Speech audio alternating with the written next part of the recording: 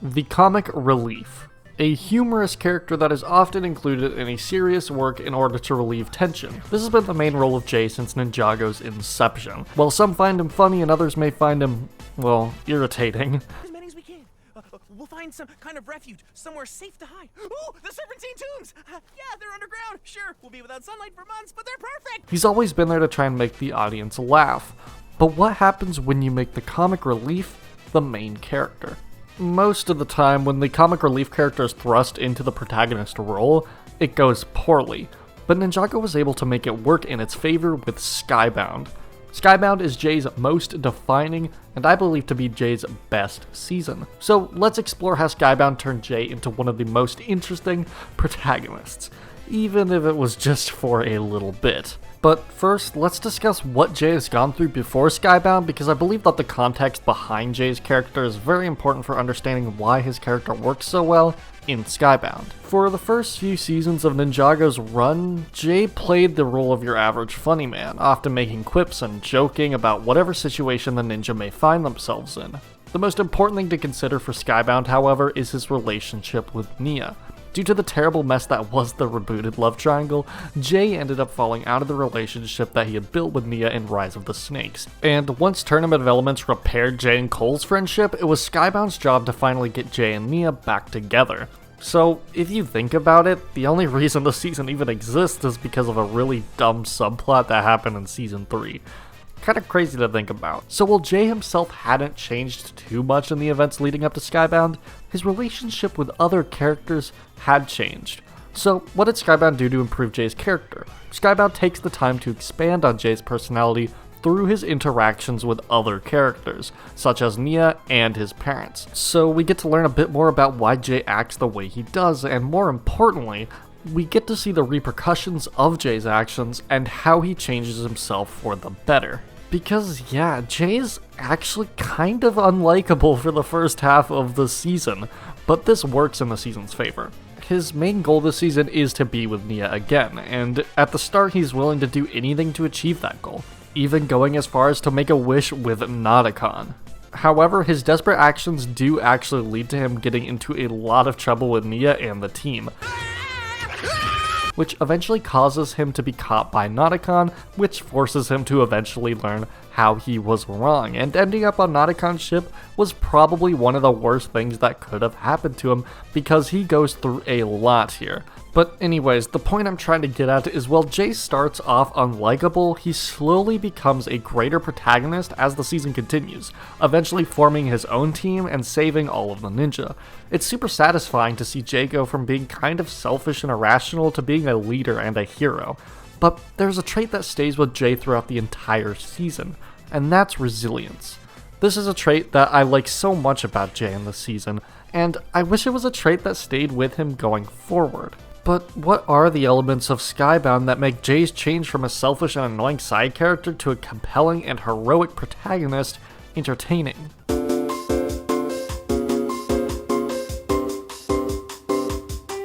So, like I said before, due to a very unnecessary subplot in Rebooted, Jay and Nia's relationship have been pretty much completely destroyed by this point. So of course Jay wants to rekindle that relationship, Nia of course not feeling the same way. And of course it also doesn't help that Nia is struggling with her own identity as the water ninja, continuing her development from possession. This creates an interesting dynamic between Nia and Jay at the start of the season. As the season progresses, each of the ninja are captured by Nauticon, and Jay and Nia become the last ninja remaining. I love the scenes with Jay and Nia at the lighthouse. We get a lot of great dialogue with Nia explaining her identity issues and how she wishes that she could be her own person and make her own choices.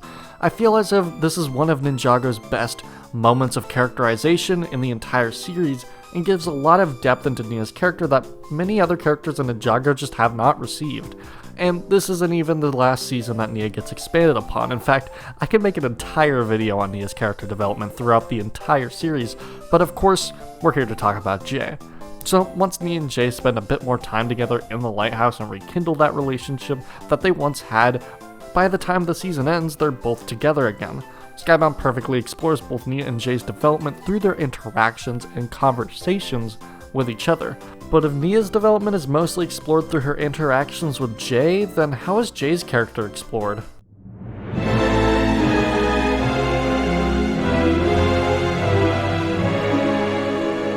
Now this is how you do a threatening and compelling villain.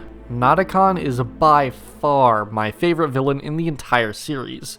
He always has a way to get what he wants simply through clever wordplay and mind games, and he never really resorts to actually fighting, which is definitely very unique for a villain, especially a Ninjago villain. Not to mention, Scott McNeil did a great job portraying the sinister Jin. Say what? Did you can wish it all away? Well, you can. You've already made your first 2 wishes. You have 1 life. Nadakon is able to grant others wishes, but he uses that to his advantage, tricking others to wish for things that get him what he wants, making every scene with him such an entertaining thing to witness. It's such a unique take on a Ninjago villain that serves for some great character interaction, and that's pretty much the strongest thing about Skybound, the characters and how they interact with each other, with Nadakon being a fascinating threat for Jay to go up against. So after attempting to obtain the venom required to defeat Nadakon from Tiger Widow Island, Jay gets captured by Nadakon, and this is where Skybound gets really good. Every scene with Jay and Nadakon is great, with Nadakon resorting to basically torturing Jay until he wishes himself away. This is where Jay really starts to realize that he made a lot of mistakes trying to wish for Nia's love. Because, yeah, he really thought that Nadakon could give him everything he wanted, but after his first wish, he quickly realizes that that isn't the case, making a wish that causes him to learn that his parents had passed away in one of the most surprising and heartbreaking scenes in Ninjago. I'm sorry to inform you, but your father has passed. You have inherited his estate and lots of money. Why the glum face? You're rich! Of course, Jay's parents are still alive, but we learn that Jay was actually adopted, adding a surprising but welcome piece of world building and depth to Jay's character that I believe they have potential to explore in the future. So after Jay learns the hard way about the danger of Nadakon's wishes, he refuses to ever make any more, to the point where he would rather get beat up by Nadakon's pirate army all day than make a wish. This is where we see most of the resilience in Jay that I was talking about in the start of this video. Even against all odds, Jay keeps going, and that's something that I really never expected from his character, but it actually really works here, and it helps to make us sympathize with him after we kind of spent the first few episodes disliking him. Over the season, we slowly build sympathy for Jay, and we learn more about him, and we see what he goes through. The only reason Jay even makes jokes all the time is because it's the only way he knows how to handle the stress of a situation. Oh, I was just thinking about what Jay might say to that.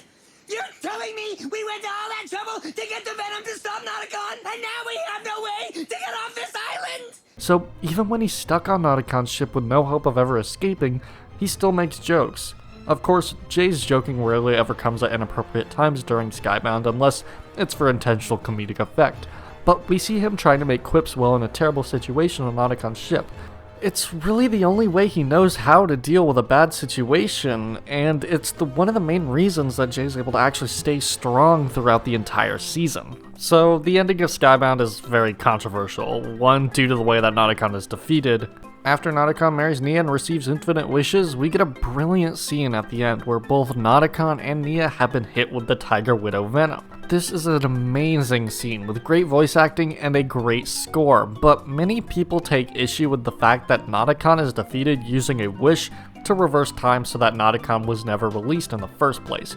And while I think that this was a really cool and clever way to end the season, I could see how people could have issue with this. But what I have issue with is the fact that Jay pretty much returned to his original self after Skybound ended. Skybound spent the majority of its runtime focusing on Jay and his journey to become a better person, but not only that, a better friend, and a better protagonist. He realizes his selfishness and learns about the consequences of making rash decisions. He still makes jokes and quips, but he's able to be a more interesting and complex character. Until Hands of Time comes along and completely reverses all of this development that he went through in this season. But hey, Hands of Time kind of reversed every ninja's characterization. So hey, what about Sons of Garmadon? Nope. He is still back to the same old Jay in that season as well. It's Jay, the whiny, sniveling blue pajama man who says everything obvious. Why can't anyone here be nice? In fact, the only change from Skybound that has stayed in later seasons was Jay and Nia's relationship. And while this isn't necessarily a problem with Skybound, it represents a bigger problem with the series and how many character arcs aren't permanent and don't stay across multiple seasons.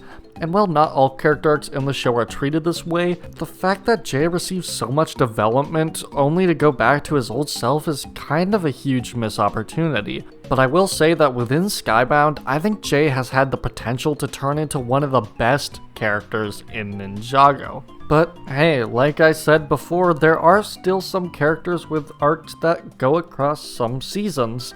But there's one character specifically that's had such a consistent arc that probably completely happened on accident.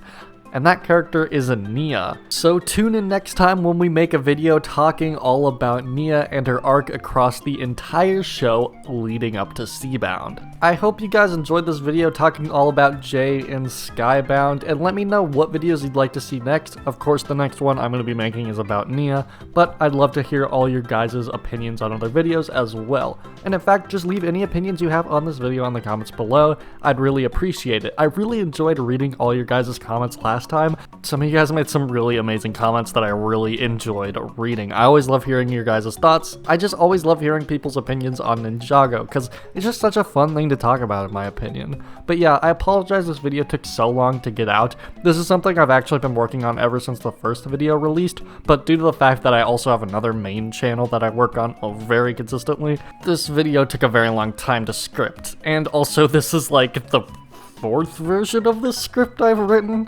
Yeah, this was originally supposed to be a full retrospective on Skybound as a whole, but I realized I have way too much to say on it, so I narrowed it down to just being about Jay, while talking about Nia and Nauticon a bit in there, because they both are really integral to Jay's development in this season. But yeah, I hope you guys liked the video nonetheless. I'm sorry it took a long time to get out. I'm gonna try and get the next video out a lot sooner, but it's also a really daunting project as well, so I hope you guys can bear with me there. Again, thank you guys so much for watching. I hope you guys enjoyed this video of Bendo Bricks, and I can't wait to see you on the next one. Have a great rest of your day, and goodbye.